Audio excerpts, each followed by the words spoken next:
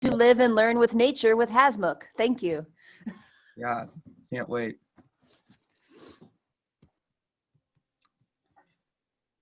So, Okay. yep, I think Yep. ready to go. Take the lead, You Hasmukh. have the baton. Yep. Okay. Yeah, I have with me my friend Prasad, who's going to help me with the presentation. So introducing myself, I am Hasmukh Sapnawala. I was in the US for 20 years. I was a project manager for emerging technology. But I always wanted to do something with children and with nature. So I have come to India now. It's been over 15 years. And I have bought some land in the wilderness. And there I have started a proof of concept where everything we do is with nature. And we want to raise children there in harmony with nature. And in addition, when I started this project, people said, if you do that, then we also want to live there. And therefore, that project from a learning environment has grown up into a community project. Okay. And for presenting it, I have put forward some slides. So Prasad, my friend here, will help me in sharing the screen. And at the end, I will keep track of time. So David, I have an hour. Yes, but you know, if you go a little over, it's okay. We're going with the flow, you know, to some extent, and lunch is after, so we'll be okay. Yeah. I will leave some. So I'll try to finish it in 45 minutes so that we have enough time for questions and answers also. Great. Okay. Are you going to need us to make you be able to screen your share? Yep, you're a co-host, it seems, so it should be ready to go. Yeah. Make it full screen. Yeah. Can everybody see it? Not yet. You'll need to share your screen, which is at the bottom. Oh, you got it. There we go. Looks good. Okay. So, okay, next slide. We already spoken about this. If you go to View tab, you can make it into like a presentation slide window, and then it will be full screen, and you can just press the arrows or click it. There you go. Yeah, that looks good. Okay, yeah, it is full screen. Right? Can you all see it as full screen? Yeah. Okay. Yeah. So this whole project is called EBHLE, which is experience-based holistic learning environment. And here we are creating an environment where kids from 4 to 94 can come and learn by doing. We want to minimize the importance of textbooks and maximize the importance of learning by doing. So that's what this is about. And the whole goal is about eco-sustainability, which means learning and living with nature, sustaining ourselves through ecology. Okay, next slide. So we're going to talk about the learning. And again, you can learn, but at the same time, you have to make a living too. So the living and the governance. So these would be the three things, mainly because we can learn and we can live, but at the same time, there have to be some guidelines through which decision making is made. And that is important because if we can't live harmoniously, then everything ends up in conflict and it eventually becomes unsustainable. Okay. So that would be the focus that we have. Okay. Next. So we've done this next. Next. Hasmukh. Okay. So, yeah. Can you hear me now? And can you see the screen? Yep. All looks well. Okay. So what is permaculture? Permaculture is permanent agriculture. Now, as we know, nothing in this world is permanent. So how do we make it permanent? And to make it permanent, we have to implement it such that it transitions seamlessly from us to our children and from our children to our grandchildren and so on. It becomes a continuous status of a lifestyle and an evolution. So when we look at it, the whole goal of this particular thing is children should be, they should live permaculture as a lifestyle. So it is not something like Aristotle said, excellence is not an act, it is a habit. So we have to make permaculture a habit for our children, and it should be a no-brainer. They don't have to think about it, they just do it. And to do that, we have to be the torch bearers of that and pass the torch on to our children in due time. Yeah. Okay. So the big picture, when we look at it, the objectives, which is by living to learn, we are learning to live. So learning is very important. Nothing is static in this universe.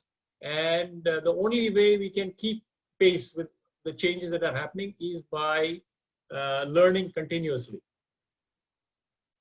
The next thing that we have is we want to create a permaculture lifestyle so that the community can be in the wilderness and execute what we are learning at that level.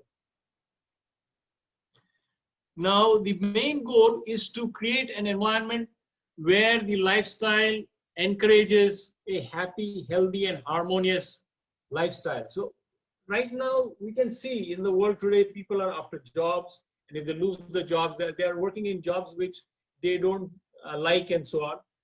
They are not happy about. So we want to create something where people are doing what they love, and in the process, they are happy. They are eating, which is healthy, what they grow, and they are working with everything around them, which is the human beings, the plants, the animals, and so on. Okay. So we want to provide an environment where we have this concept of forgiving design. You see, nature, there is nothing perfect in nature, because if things were perfect, there is nothing to improve. Life would come to an end. Nature learns by evolution, and evolution happens by making mistakes and correcting them.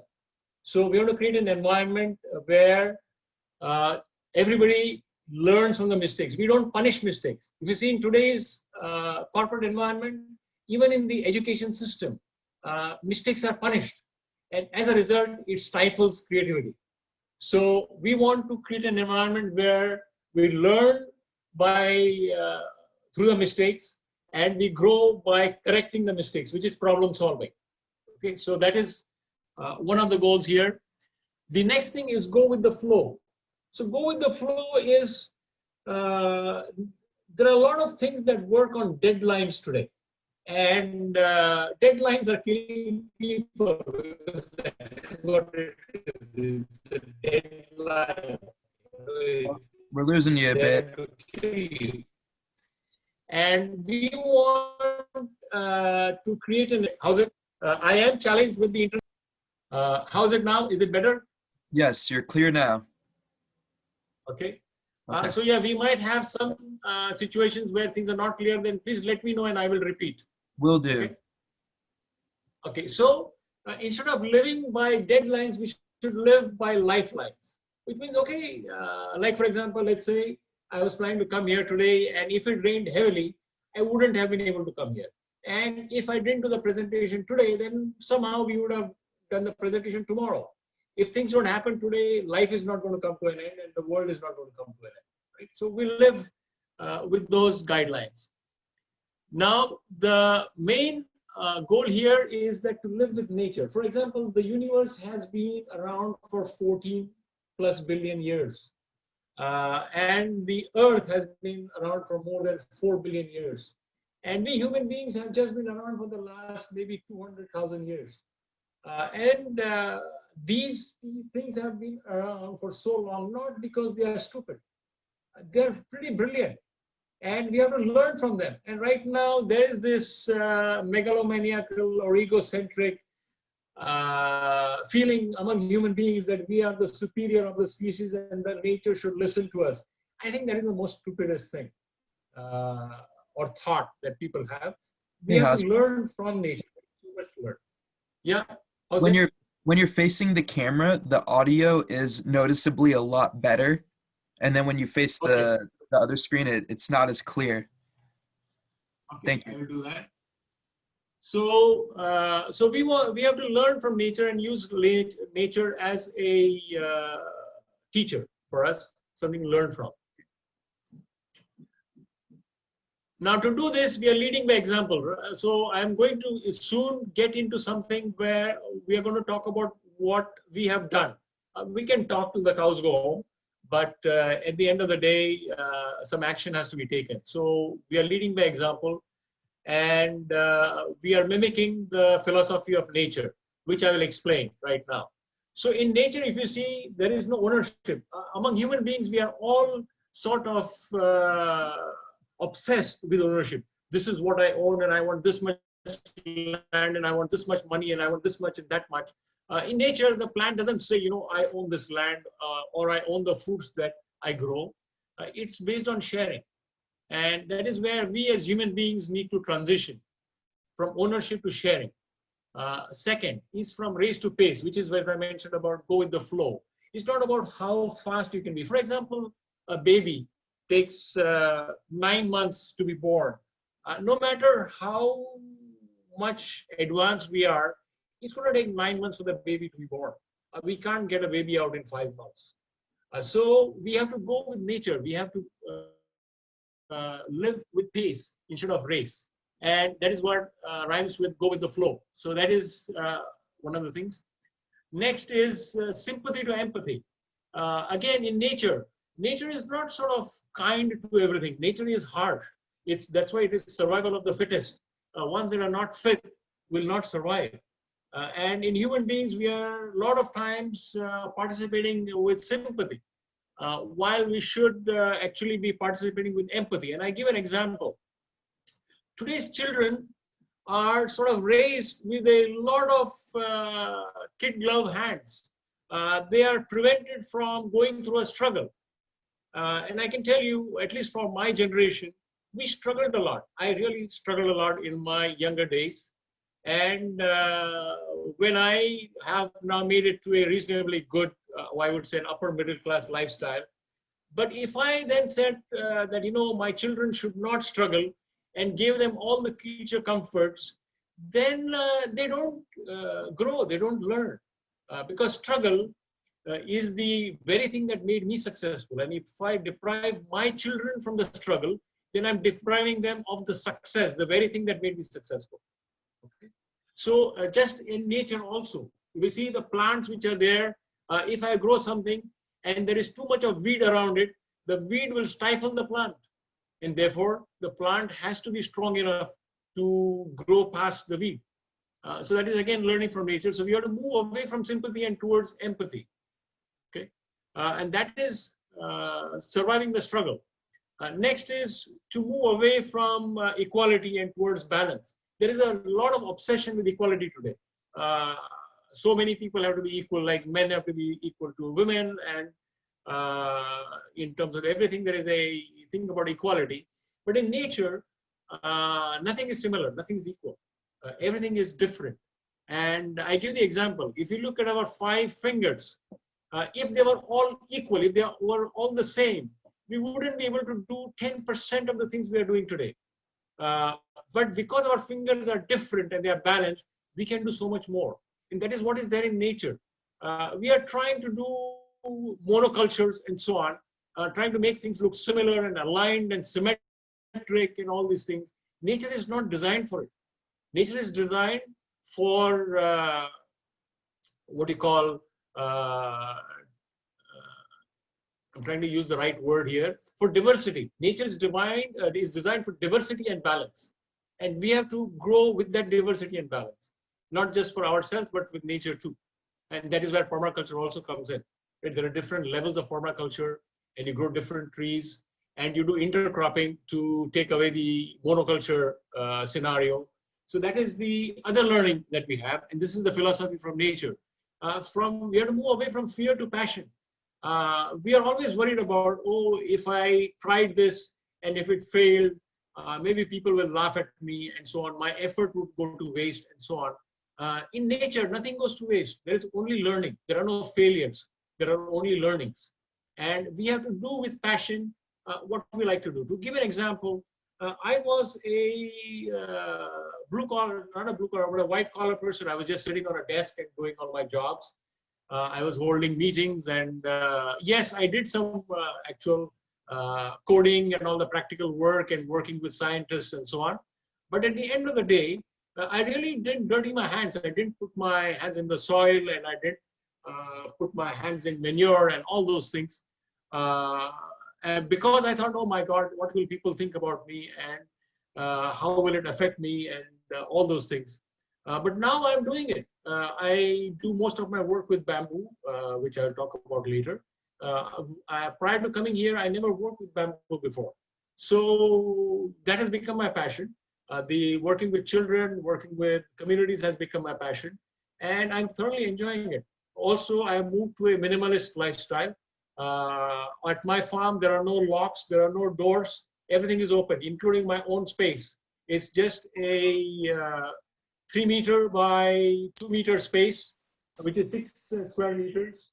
And it has no doors. It has only 3 sides walls. One side is totally open. So that's just living by that. Next is we have to move away from greed and towards need. So there is consumerism today. All the things that we consume today and the amount of waste products in plastic and so on that are there are stifling us. They're stifling not just us, but the entire planet. So we have to just go with what we need, and that is where it leads to my minimalist lifestyle. And what we need is not a lot. And David has experiences. He has seen how minimalist lifestyle works. It's a joy. It's so much less of a weight on us. We have so much less to take care of. We just take care of what we need. Then, in terms of the most important thing, I'm living a lifestyle which is known as the universal being lifestyle. It is just being accepted now the world over. And what it means is that it's just, we are talking about nationality and about religion and about caste and color. And we are finding a million ways to discriminate others. Instead, we want to live, we should be living a non-discriminatory lifestyle. And to do that, everything, all things, all beings are equal. And we are one of them. We should just behave like we are one of them. We shouldn't be behaving like we are the most superior being and then push our weight around everybody else. So by being this universal being, we are saying human beings, plants, animals, soil, the sky, the air, the water, we all have an equal presence and an equal right to our presence. And we should respect and live our life with that respect in mind. Okay. So nowadays, if you see, again, going through this monoculture scenario, everybody wants things to look nice. Everything should be the same. Everything should be equal. Nature was not designed to be equal. Everything is different. Like if you see, even the leaves on the same tree are different. Not all the leaves on the tree are the same. Correct? So everything is different, and that is what nature is. That is what we are. But if you see everything else, what human beings are doing, like all the products should be same, all exams should be same. We are trying towards standardization. How much yield we'll get out of this? Everyone's yield should be as high as possible, and it should be similar. That is a problem. But in today's environment, in today's culture, in today's system, difference, trying to be different is a problem, and trying to be similar and fit into everything is a solution. Now, also, I will ask you, if you look at this Rubik's Cube, how many of you, I'm assuming most of you are familiar with the Rubik's Cube. So if you look at it, in the world today, people can go from the jumbled up cube on the left to the cube on the right in less than 10 seconds. Okay, so that is sort of an easy thing.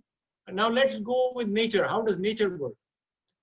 So if you look at the nature's picture, then everything is unique. Okay, things are not similar, and that's why being similar is a problem in nature. But being unique is a solution, and we have to respect things to be unique. We have to move away from monoculture. Let native species grow there instead of bringing species from outside and growing them on our farm. Let each child follow their passion and go there. I will give an example here. Michelangelo, most of you know Michelangelo, who was the great Renaissance sculptor. He was asked, how does he build those lifelike sculptures from marble, from a single rock of marble? And this is what Michelangelo said. He said, I don't build that sculpture from the marble rock. The sculpture is already in the rock. I only take away the piece of the rock that doesn't belong to the sculpture. That does not belong to the masterpiece. It's already there. And to let you know, all our children, each of us, including ourselves, we were born as masterpieces. And then people put, this thing, oh, you must study this and you must read this textbook and you have to go to the same school and 60 kids sitting in the classroom and you have to get the same job and you have to answer the same exam. And then they have put all these rocks on us and turned a masterpiece into a rock. So our goal should be to leave nature the way it is, to leave every child the way the child is born and let it remain a masterpiece, which is the Rubik's Cube on the right. That is a solution. And if I were to ask the best Rubik's Cube solver in the world to go from the Rubik's Cube on the left to the Rubik's Cube on the right, I can bet you that person won't even be able to do it in 10 minutes. Forget 10 seconds. Okay. So it's hard relatively to make things similar. It is very easy to let things remain dissimilar, unique and celebrated. Okay.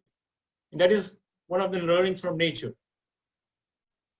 So this is what we have done. This was an architect from South Africa who drove this sort of conceptualization of the community we are trying to create. And you can see there's all structures which are eco-friendly structures. There are children who are learning and there's greenery all around. So that is just a conceptualization. So with this, I'm going to talk about what we have done. As I mentioned to you, my most important is what we have done. So we have conducted more than 21 workshops since 2014, which is the last 6 years. I host volunteers on my farm. And so far to date, I have had more than 295 volunteers from 39 countries who have come to this learning environment and learned from what we have done. So next slide. We're going to talk about what we have done. So what we have done is we do organic farming. And in this case, we don't use any chemical fertilizers or pesticides. And we use permaculture-based food forests. So we don't do any monoculture. So even in permaculture, you could still grow stuff in monoculture format. We don't do that. Okay?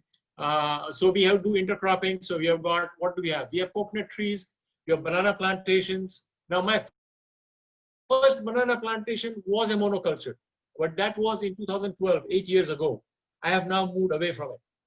Okay? We do rainwater harvesting. We have got our own borewell. We recharge our borewell, okay? Because water is very important. We take care of sunlight, which comes in. We take care of monsoon to harvest our water and recharge our borewell. We do eco-friendly construction. And for that, we use the architecture. So all these structures that I am presenting here are made from bamboo, and I will show you the things that we have done. So one is a geodesic dome. This was designed by Buckminster Fuller from California, and we have built one over here. Next is a geometry dome. This is a pentagon-shaped dome, which I'll show you. Then we have the HYPAR, which is a hyperbolic paraboloid, and that is a huge structure that does not have any poles or pillars in the middle. So it's very good for hosting gatherings. I have one of the few geothermals in India. Geothermal, for those of you who are seeing it for the first time, is a way of harvesting energy from the soil, from the ground. And in this case, instead of using air conditioners and heaters, this is a natural air conditioner and heater. In the interest of time, I'm not going to explain that here. You can look it up on your own time. And if you still have questions, you can ask me about geothermal. Many countries in the world are now making geothermal a mandatory requirement for new buildings so that they can save on energy. Some of the countries are Sweden, France, Canada. These are the ones implementing it. In India, I have already done it on my farm. Next, as you can see, is UDDT, which is urine diversion dry toilet. It's a compost toilet. So we use compost toilets on the farm. And then from the toilet, we generate manure, which is then used for the plants. Next is renewable energy. So we have got a vertical axis wind turbine. Again, most of the wind turbines that you see in the market are horizontal axis, but we have used that just to give you an idea. The vertical axis wind turbine design is done by Hugh Piggott from Ireland. In terms of the wind catcher design is done by the US Air Force for a project in Guatemala. And the final fine tuning of the wind turbine is done based on design by NASA. So we use some world-class knowledge in this local environment and make it work.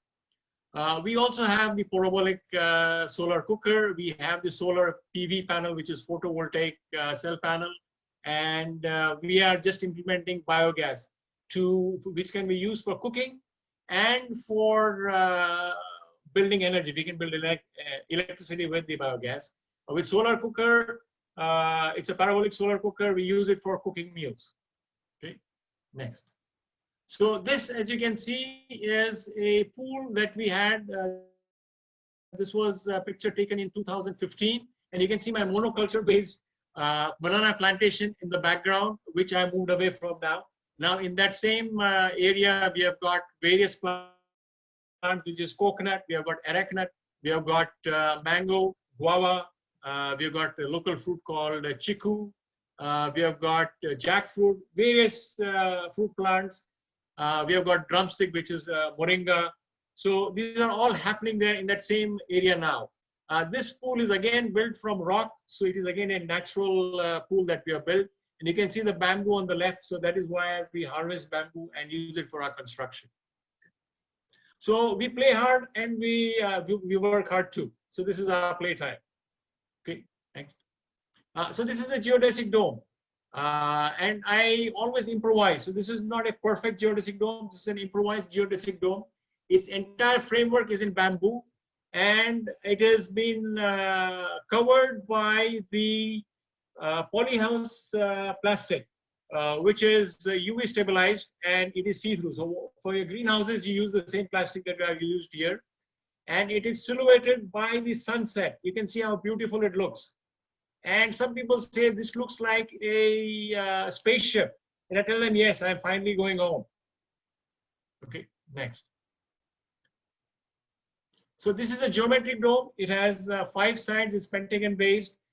This is also built at the Burning Man Festival in the US. For those of you who know about the Burning Man Festival, and that is where I got the inspiration from.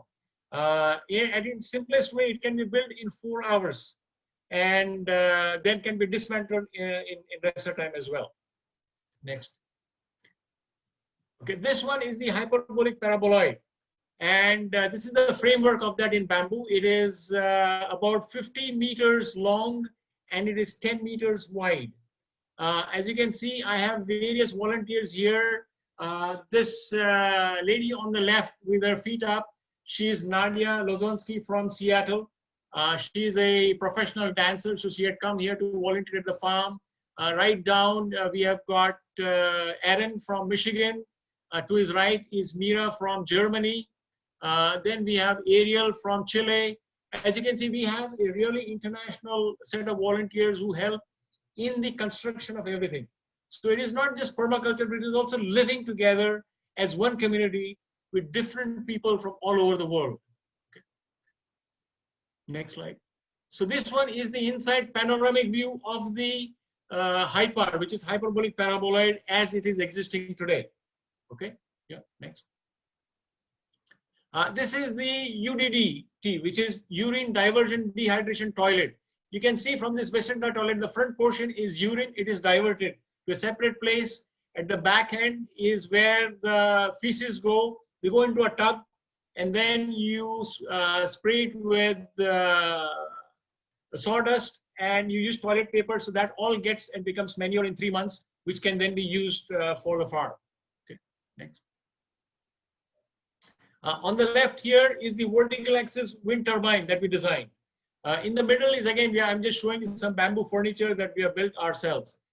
And on the right is the solar water heater. It uses a method called evacuation tube collector, ETC, which is again a new technology there. So though we are living in the wilderness, our head is very much up. It is not in the sand.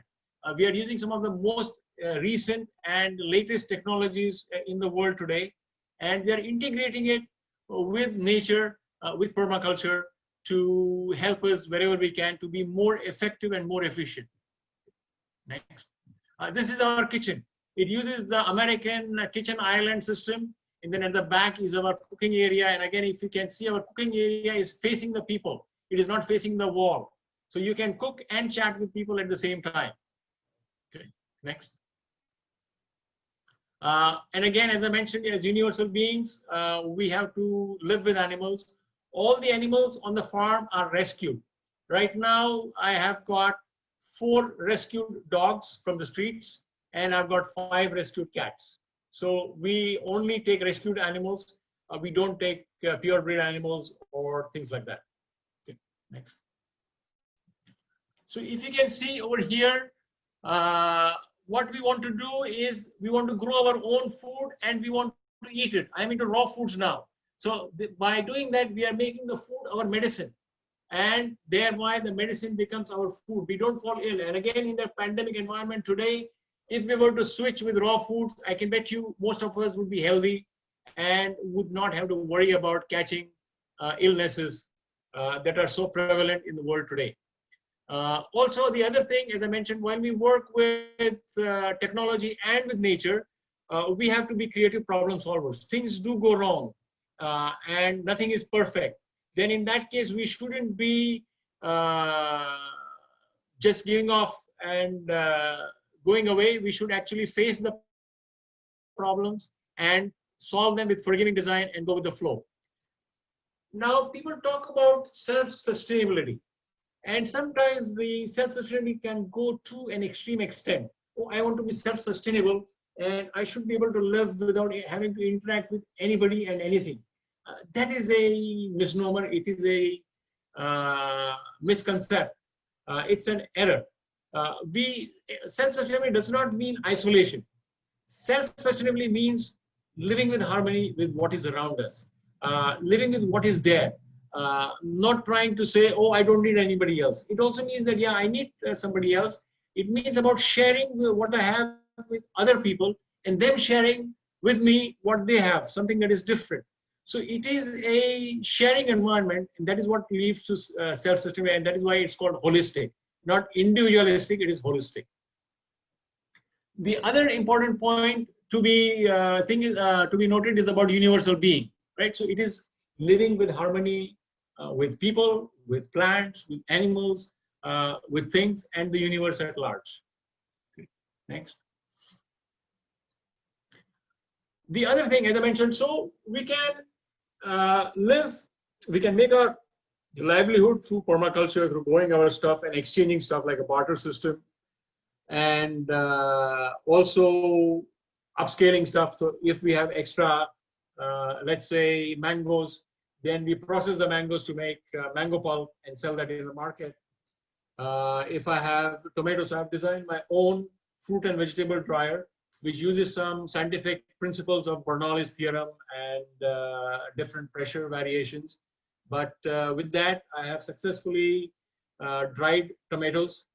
So we have got good dried tomatoes. We have made dried bananas when they ripen. And those then increase the shelf life. So the dried tomatoes that I have had, we normally put some pepper powder and some turmeric powder and some salt on it. It dries pretty well and it lasts more than 6 months. And whenever you want, you cook it and it works pretty well. So by increasing shelf life, by doing some processing, we can make some good livelihood from our own permaculture environments. Now, to do all that, and if you want to create a community, like we said, we can't be in isolation, then there have to be some criteria for decision making. So democracy works on something known as majority, which means that if 51% agree, it's done. There's a new type of governance model called sociocracy. It is also promoted by John Buck from US. He also lives in Washington, D.C., and he has come here to my farm. We have done 2 sessions with him, and we will be using sociocracy for governance. So living together in harmony also requires that there be some models of governance. Now, what does sociocracy mean? Sociocracy is not based on consensus, it is based on consent. What does that mean? So it means that 100% have to agree. And how does that happen? Now, it is very difficult to get 100% to agree. So in this case, I just give an example. So let's say we have the farm and we say, hey, there should be no animals to be killed on the farm. We only raise animals that will live their life as a lifetime. Now, some people might say, you know, that really I'm raising the animal and I want to see that this animal also comes to me as food. Then it can be, we can say that, okay, if you want to do that, maybe only the animals that you grow, that you raise, can have that, you can sort of use them as food, but anybody else that raises, you don't have a stake on that. You cannot buy or you cannot sell animals. And the person says, I can't buy, I cannot sell, but what I grow, I can live with it. Correct? So that is how you try and build consensus. And then everybody comes to an agreement and then you change. If some people don't consent, then the community has a right to tell that person to exit the community. Because at the end of the day, the community's integrity is at stake. The next thing is that in a community, everybody knows each other. Like in a democracy, the president you elect may not know you. You know the president, but the president doesn't know you. Well, in this case, in a community, we are trying to build a community which will have about 800 people when it is fully there in 10 years' time. It's easy for everybody to know each other in an 800-member community. So that is where sociocracy works. Then everybody's feelings are heard. Everybody has equal voice in this. You can't say, oh, okay. So in this case, everybody's voice is heard, and that way you get input from everybody. You cannot stifle somebody's voice. The important thing is there are various levels. So in this case, let's say we have a community. In this case, there will be somebody who is taking care of fruit trees. That will be one team. There will be some people who are taking care of vegetable plants. There will be another team. There's somebody who's taking care of water harvesting. There's somebody who's taking care of eco-friendly living things. Somebody who takes care of kitchen. So there'll be various teams. And then the various teams interact within the team and with other teams. So that way things are distributed and everybody's voice is heard. You cannot have just one big team of 800 people and expect that things will work. So that is how the levels are kept. And then there is a board and there is a way of escalating issues and so on. The main thing is that also in this world, conflict is not avoidable, but violence is. We can avoid violence, but you can't avoid conflicts. Everybody is different and there will always be difference of opinion. Then in that case, there are ways of handling difference of opinion. And there is Marshall Rosenberg from US again, who has started this thing known as NVC, nonviolent communication. So we will be using NVC to resolve conflicts. So in governance model, we're going to use sociocracy and NVC, which is nonviolent communication for decision making and resolving conflict. Okay, thanks. In summary now, I know I probably sped through most of the presentation because I want to leave more time for questions and answers. So I've talked about what our philosophy of permaculture is, which is that it is the way forward and we must make it a lifestyle, not just for us, for our children and for the generations to come. The permaculture can provide livelihood, okay? It can be used for creative problem solving.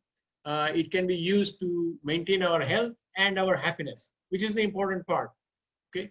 And most importantly, we want to build this community and everything as a model which can be replicated across the world. That's it from me. I will open up now for questions. And David, I hope you can help me with the questions that come up in the session.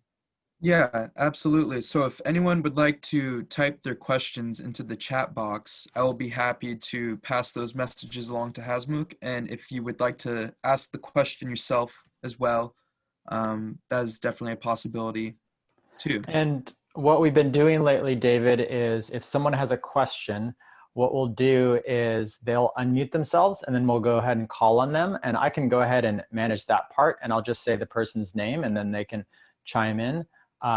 So I'm going to first start. We have Marcy is unmuted, and if you would like to speak, you can go ahead and speak now. Or you can mute yourself if it was a mistake. And then we also, let's just go to Mike, since Marcy is not. Yeah, question I have is how much of what you do is traditional Indian agriculture? I'd be curious to know that. Okay.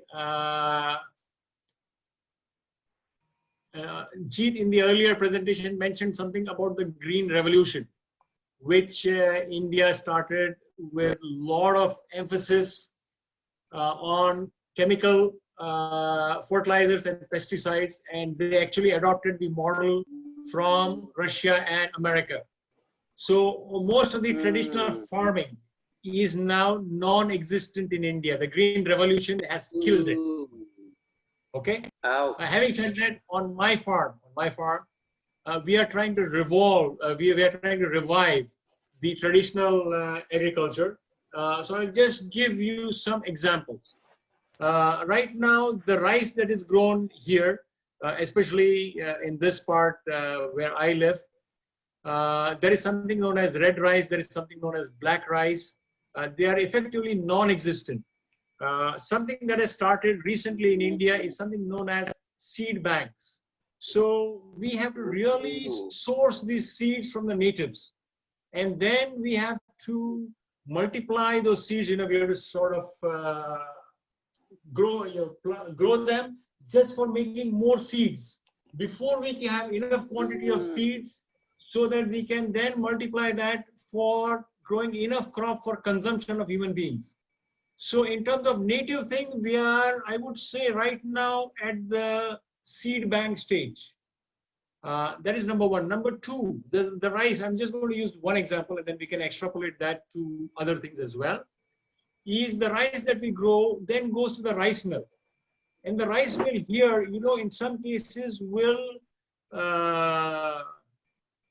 give you, will process the rice for free. And in the context, nothing is free. Somebody is making money.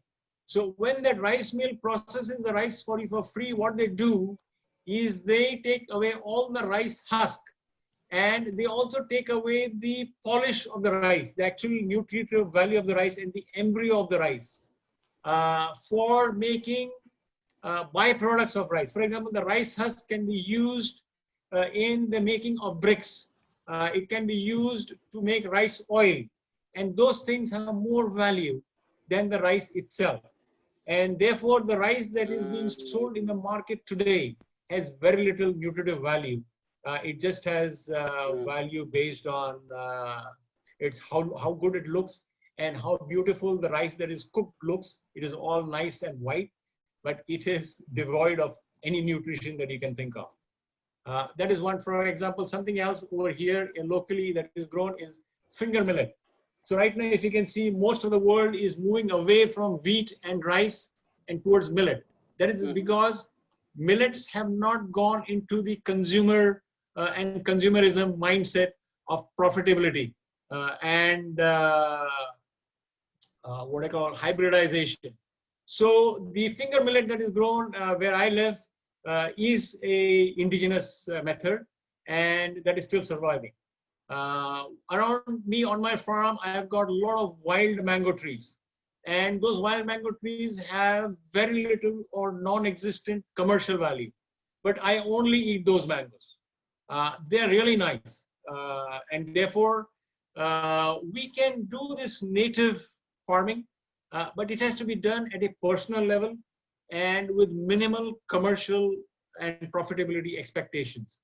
Right now, though, having said that, there are what we are calling as farmer producer organizations, which are being encouraged by people who are well educated, who know how the nutrition affects your health and how what I would say is unhealthy products in the market are. So they want to create a healthy lifestyle, and they are sort of helping these farmer producer unions to provide natively grown products to the consumer. Does that answer your question? That does answer my question. I've got a ton of others, but they can wait. Cool. Yeah. Yeah. A question I'm We gonna could get to. talk all day, but I know we don't have the time.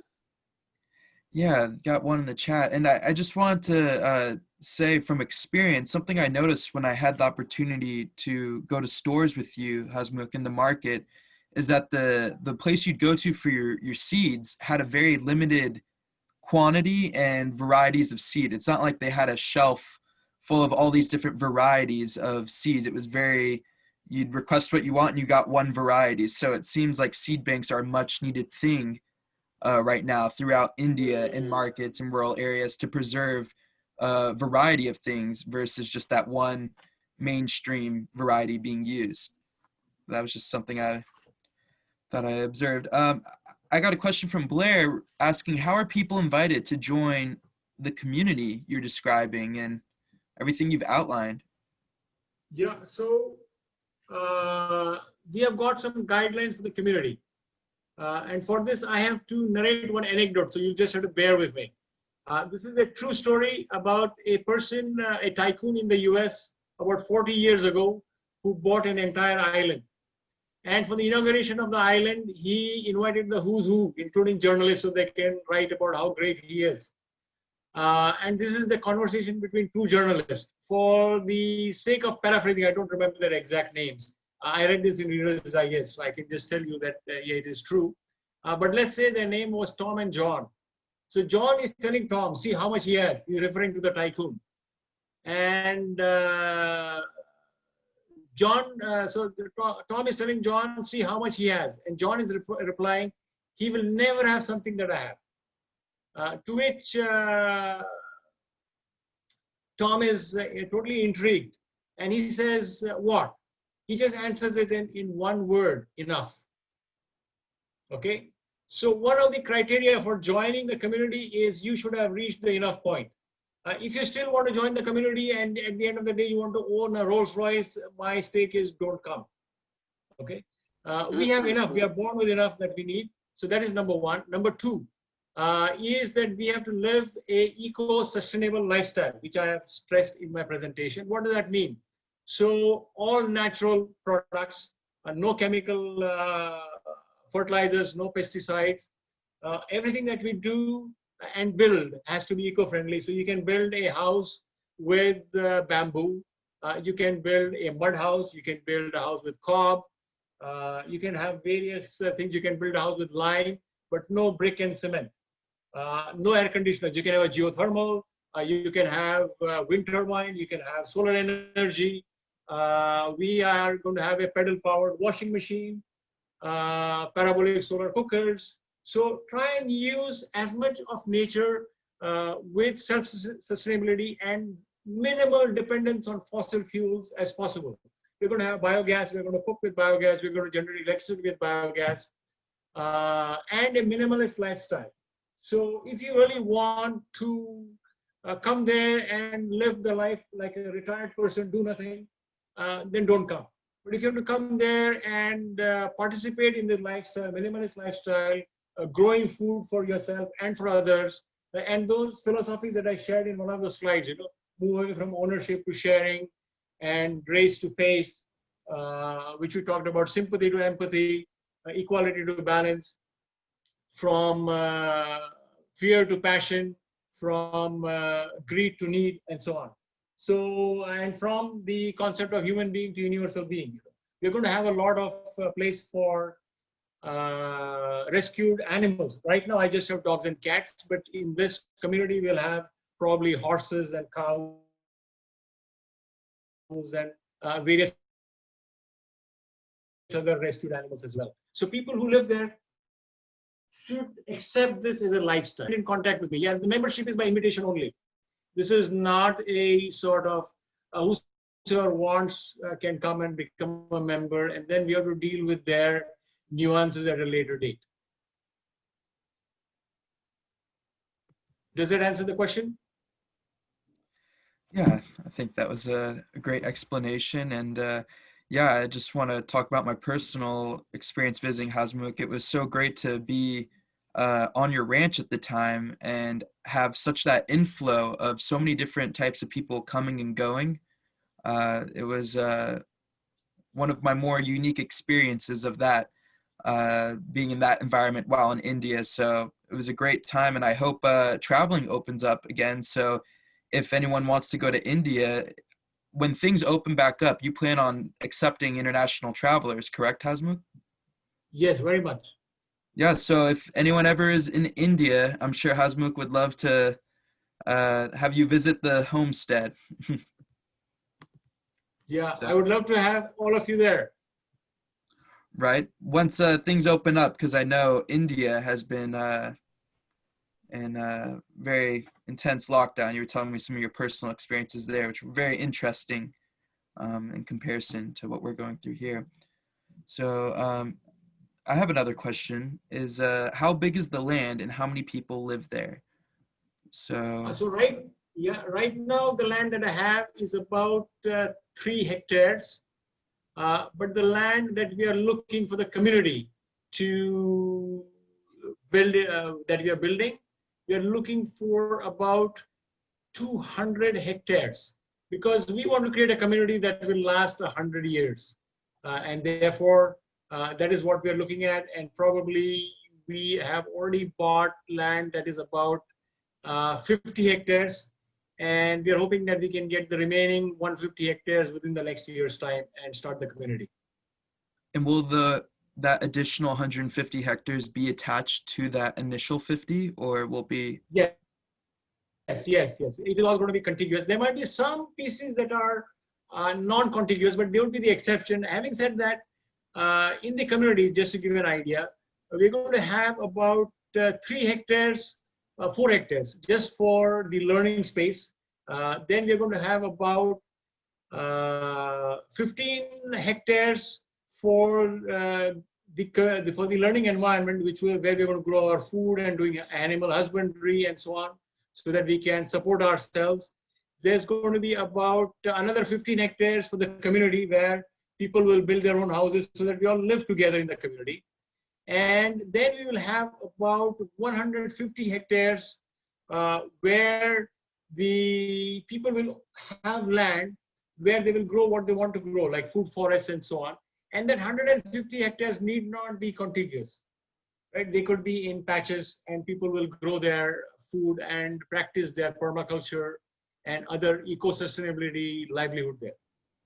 And what region of India will this be in? So this will be in the Western Ghats. Why in the Western Ghats? Because Western Ghats is the only biodiversity reserve recognized by the United Nations. So if the country, as you know, every country is trying to commercialize its land. If the country here, also the government and the politicians try to commercialize the land, because of the United Nations and the international pressure, this is likely, or this will be the last place the government would touch for commercialization. So we are trying to go to a place where hopefully for the next 100 years, there won't be any commercialization happening. And that is why we have chosen this place. Also on top of it, this place is in the Western Ghats. It is one of the hill regions. It has very good rainfall. It has a minimum of 3,000 millimeters of rainfall a year. And so for our practical purposes, we need good rain, good water. And this place has very good water, very good drinking water, very good water for farming. And with rain, we can use a lot of rainwater harvesting methods to water and meet our water needs for the permaculture and for our livelihood. And just a little question about your rain catchment and management system. Are you using pond structures, big cisterns and tanks, or a combination of both? Or We are going to use combination of both. So for example, right now in my current place, I have a borewell. And what I'm doing is that borewell is attached to a part of the farm, which has about 50 centimeters of water for the monsoon season, which is from July to September. And that water is about is spread over half an hectare. So that water collected goes into the soil and it recharges my borewell. So we'll have borewells, we'll have recharging method, we'll have check dams, because this new land that we have, there's a river flowing through it, but it is not a perennial river.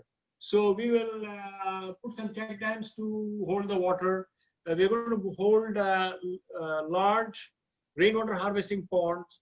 We're also going to do rainwater harvesting from the roofs, which I do sometimes right now where I am. So we'll have various things. So yeah, we'll have a combination. We just won't have one or the other for harvesting rain. very cool. And I also want to ask about that recent storm you had up at your ranch. You had a very intense storm, and it was an opportunity for you to test the structural integrity of a lot of the buildings around your property. You want to talk about that experience a little bit, maybe? Sure. So I have designed all my structures on the farm to withstand rain, because this is a very high rainfall region, and moderate winds like 50, 60 kilometers an hour. But these structures that I built also have, as I said, improvisations. The main structures like the geodesic dome, the geometry dome, the hyperbolic paraboloid, some of my truss structures, they were all designed to be solid and to take a lot of punishment from the wind. But the extensions that I had done for extra shade, they were not designed for it. This time we got a cyclone, which is known as the Cyclone Nisarg, on 3rd of June. And it had wind intensity of 120 kilometers an hour. The previous time such a intense storm touched this region was in 1891.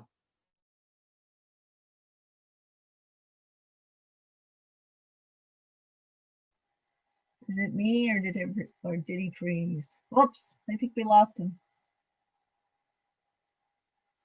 Uh-oh, David, you're muted. Yeah. So Yeah, we anyway, I'm lost back. him for a second. Oh, there you are. So Yeah. I stopped at a time. So the last time we had a storm of this magnitude was in 1891, 130 years ago almost. And all my structures, the hyper, the geodesic dome, the geometry dome, all their core structures have stayed. They stayed intact. They withstood the 120 kilometer per hour winds, because they're designed in such a way that the wind cannot stay around it. The geodesic dome is very actively used in the US, and there are live anecdotal examples where tornadoes have gone around the geodesic dome. The entire valley where the tornado has gone, you have normally the tornado alley. Everything is destroyed except for a geodesic dome. So these are all very solid structures. They've got some very good design. And to let you know, the geodesic dome is designed based on some of the sea creatures who have this hemispherical structures and can withstand high pressure of water over them. So again, I practice biomimicry, and I touched this upon in my initial part of the presentation. So we are trying to use some of the learnings from biomimicry over here and using them, and that has helped us a lot. So yes, most of our structures are still intact. And these structures we're talking about required minimal inputs, really. I mean, we're talking you use bamboo.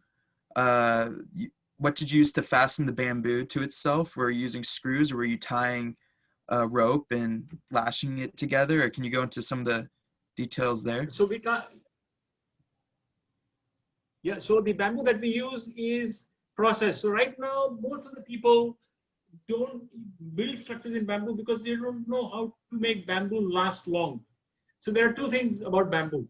Number one is bamboo gets attacked by bollworm and termites. So we treat them with boric acid and borax. Once you treat them, it keeps the bollworm and the termites away. That is number one. Number two is bamboo can also get weakened by water. So we treat our bamboo with something not that is available here locally, because cashew nut is aplenty here in this region, and a lot of cashew nut products are there. So the shell of the cashew, so it is known as cashew nut shell lacquer, CNSL. That's a very good protection for water. Some people also use, like in the US, for example, you wouldn't get cashew nut shell lacquer, but you do get all these places, you know, the auto repair shops, all the oil that is used up is thrown away.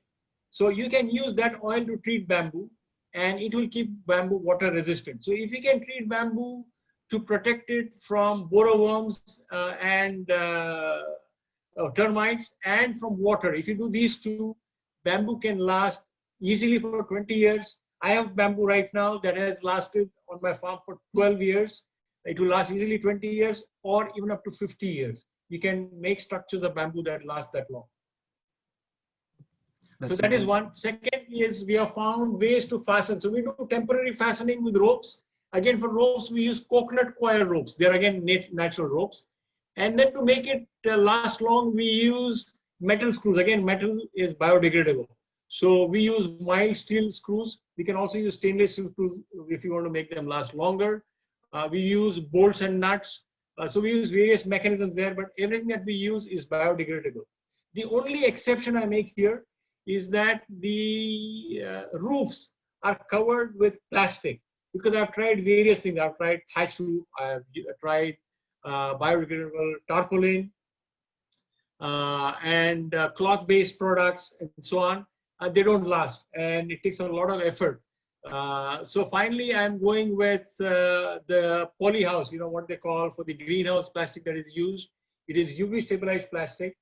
And my reasoning there is, I'm not using a use and throw product. It is there, it will last 20 years. And I use the same polyhouse technology to fasten the plastic to the roofs of my structures. And I have had plastic now which has lasted more than 10 years. So it is not a use and throw thing. If there was any other biodegradable or natural material available, I would use it. Excellent. Thank you for that explanation. And Marcy wants to know, are geodesic domes also called monolithic domes? I don't think so. I have heard it for the first time in that context. So maybe I Yeah, can't answer that question. But I just did a quick Google. geodesic dome is like a soccer ball. If you cut a soccer ball in half, that's a geodesic. Pardon? I was going to tell you, a monolithic dome is the ones that are made out of a bubble and they spray concrete on the inside. And so it just looks like a bubble. A geodesic is using geometric shapes and angles. Correct. Okay. Yeah, we also got another great question. So you're talking about all these amazing building designs and creating all these structures on your property. So someone wants to know, what kind of species of bamboo are you using? Are you using the same species? Does it vary? Can you talk about that some bit? Sure. So there are more than 1,400 species of bamboo that grow worldwide. I have a principle that whatever I use should grow within 50-kilometer radius of where I live. So within the 50-kilometer radius of where I live, there are about 5 species of bamboo. And I, from that 5 species, so there are some of them that they don't lend themselves to construction. So let me give, there is one, a local name for that bamboo is called maize. That bamboo is solid. It has got about 2 inches in diameter, or when I say 2 inches, 5 centimeter diameter, but it's solid. It is good for making furniture. I wouldn't use it for constructing my structures. There is another type of bamboo called manuel and manga. These are local names. I don't know their scientific names from that perspective. They grow within 50-kilometer radius of where I live. And I harvest these bamboos. These bamboos can grow about 5 centimeter to 10 centimeter in diameter and about 30 feet, which is about 10 meters tall. So again, I harvest them again in terms of bamboo. It's not just growing bamboo. It is also trying to find out how mature the bamboo should be. So the bamboo that I harvest has to be at least 3 years old. the first year the bamboo is just gets to its full length. The second year it builds fat just like a baby. And then in third year, it sheds off the fat and gains strength. So after the third year, the bamboo does not have much starch. Otherwise, if the bamboo has starch, the worms will get to it. So after third year, the starch is gone and the bamboo is strong because it is just the strength over there, just fiber. So there is again a method to how you harvest the bamboo. And so yes, now I can get very good quality bamboo, for example, from Assam. Assam is sort of the bamboo capital of India. And you get some varieties there called Olivieri, which are very strong, very thick in diameter of their bamboo circle itself and so on.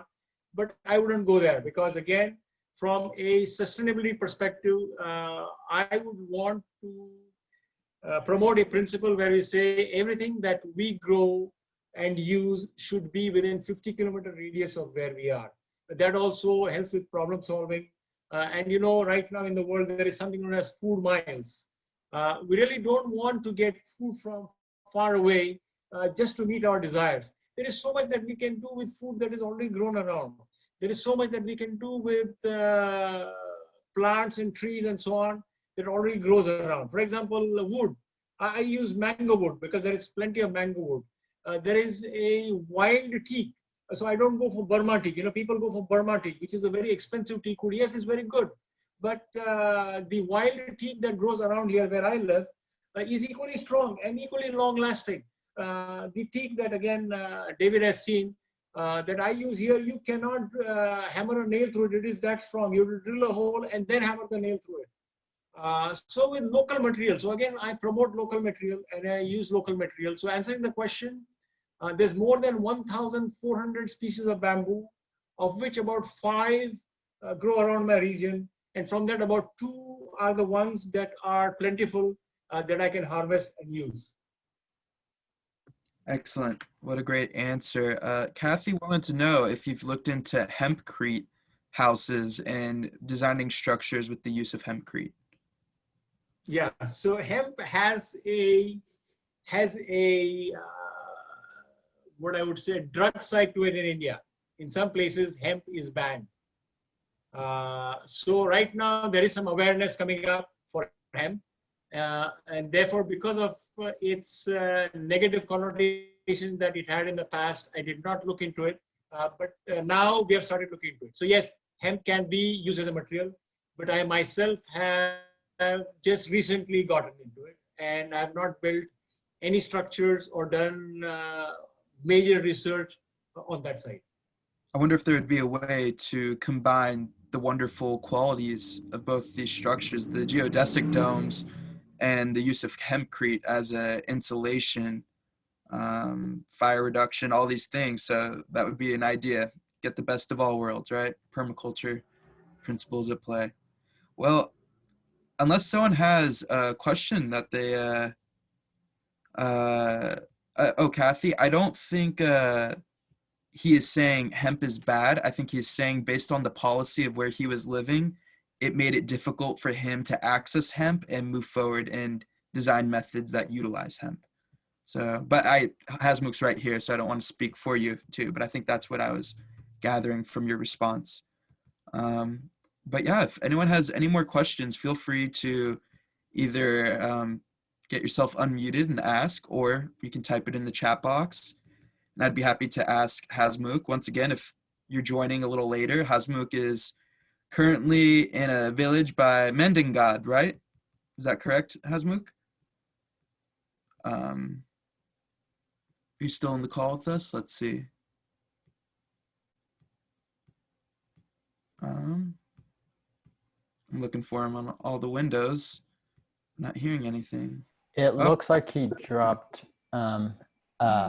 We do have, we are actually about 9 minutes over. Okay. But we'd love to just have some closure and tell him thank you. That would be, this has been really amazing. And thank you, David, for helping facilitate this. Great. Yeah. Well, it looks like we're For ready. people who don't know David Stein, he is our one of the board members on the Northwest Permaculture Convergence. And he was working yesterday. So a lot of you didn't get to see his face. But David went to India and facilitated some of the overseas presenters in our time this weekend. So David, you want to just maybe relay to him that thank you so much for his presentation, and if we do have a way to support him and such, and if that will be put in the chat. Keep in mind that all music artists, all presenters here, we are taking love offerings, and each of them will have their own preference of where their funds are being sent to. Some of them to cause, and if you're a presenter that is here today, make sure that you maybe communicate that. Today we have the joy